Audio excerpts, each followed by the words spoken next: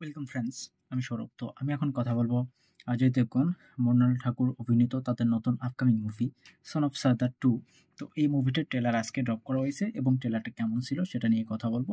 তো দেখুন, son of সর্দার সেই মুভিটা যথেষ্ট ভালো ছিল এবং যেহেতু সেটা একটা অরিজিনাল মুভির রিমেক ছিল এবং অরিজিনাল মুভিটা ছিল রাজামৌলির, তো অবশ্যই সেখানে গল্পটা ভালো এবং মুভির মেকিংটা খুব সুন্দর ছিল, যার কারণে রিমেক মুভিটাও কোথাও গিয়ে দর্শক সেই সময় আম প্রচণ্ড দর্শকের ভালো লাগছে, কারণ সেই সময় দর্শক কিন্তু সাউথের মুভি খুব একটা দেখতো না। তো এবার সেই মুভিটারই সিকুয়েল তারা নিয়ে আসতেছে, সন অফ সর্দার 2, যে মুভিটা 25 তারিখে রিলিজ করবে। এবং আজকে যেহেতু ট্রেলারটা ড্রপ করা হয়েছে, তো ট্রেলারটা কেমন হলো সেটা নিয়ে কথা বলবো, যার কারণে ভিডিওটা করতেছি। তবে হ্যাঁ, এই ট্রেলারটা সত্যি বলতে আমার খুব একটা ভালো লাগে নাই। ট্রেলারটা একদমই জমেনি, বকওয়াস একটা ট্রেলার ছিল। তো এই ট্রেলারটার বেশ কিছু খারাপ দিক, মানে পুরো ট্রেলারটার আসলে খারাপ, বেশ কিছু বলবো না।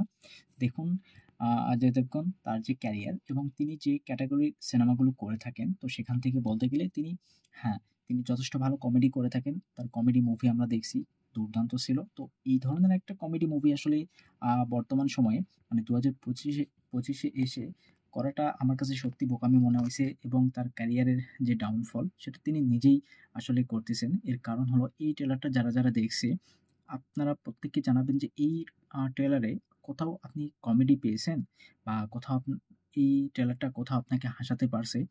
তো দেখুন, একটা ট্রেলার যেটা পুরোপুরি কমেডির উপর বেস করে ট্রেলারটাকে আপনি ড্রপ করতেছেন, তো সেখানে কমেডিগুলো অবশ্যই ভালো হতে হবে।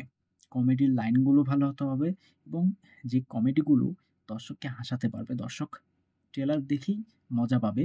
তো সেক্ষেত্রে ট্রেলারটা সত্যিই দর্শকের কাছে জনপ্রিয় হয় এবং মুভিটা দেখার একটা ইচ্ছা থাকে যে এই ট্রেলারটা এত সুন্দর হইছে, হয়তোবা মুভিটা আরো সুন্দর হবে। তো এই যে একটা ইচ্ছা, তো সেটা কিন্তু এই ট্রেলারটা দেখে কখনোই হবে না। কারণ এখানে পুরো ট্রেলার জুড়ে, মানে যা কিছু হচ্ছে আপনার সবকিছু আপনার মাথার উপর দিয়ে যাবে। এখানে তো কোনো কমেডি ওয়ার্ক করতেছে না। দেখুন, ট্রেলারের শুরুর দিকে মানে একটা বিদেশি মেয়ে যেখানে ডান্স করতেছে, মানে অজয় দেবগন সেখানে তার পারফরম্যান্স, মানে সে কমেডি করার চেষ্টা করতেছে, কিন্তু সেখানে সত্যি বলতে কমেডি কোথাও ওয়ার্ক করতেছে না। এবং মুভিটার গল্প, আপনি যদি বলেন যে সন অফ সর্দার, সেই মুভিটার সঙ্গে এই সন অফ সর্দার 2, এই মুভিটার কানেকশন কিংবা সেম গল্পের যে প্যাটার্নটা সেটা হতে পারে। হ্যাঁ, আমি বলব সেটাই। সেখানে মুভিটার গল্প যেমনটা ছিল, তো এখানেও সেম বিষয়ের উপরে আসলে বেস করে এই মুভিটার গল্পটাকে সাজানো হইছে। দেখুন, এই মুভিটা ২ টা পরিবারের আ আসলে একটা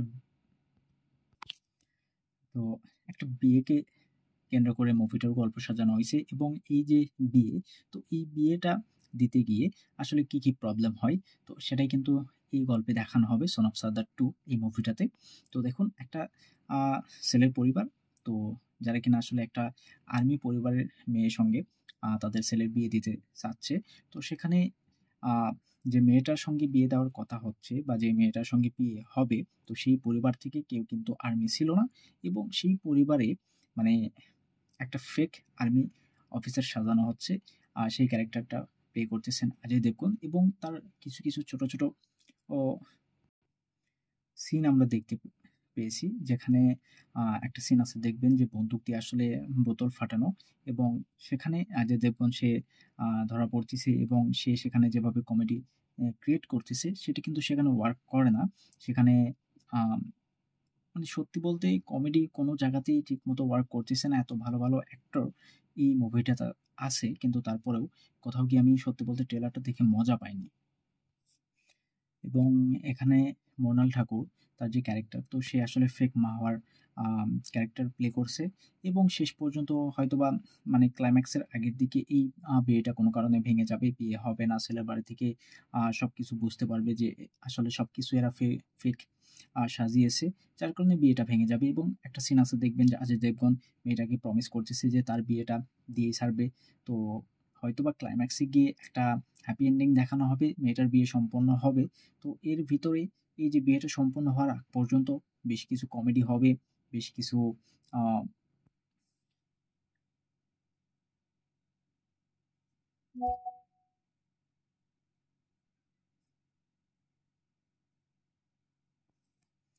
গান দেখানো হবে।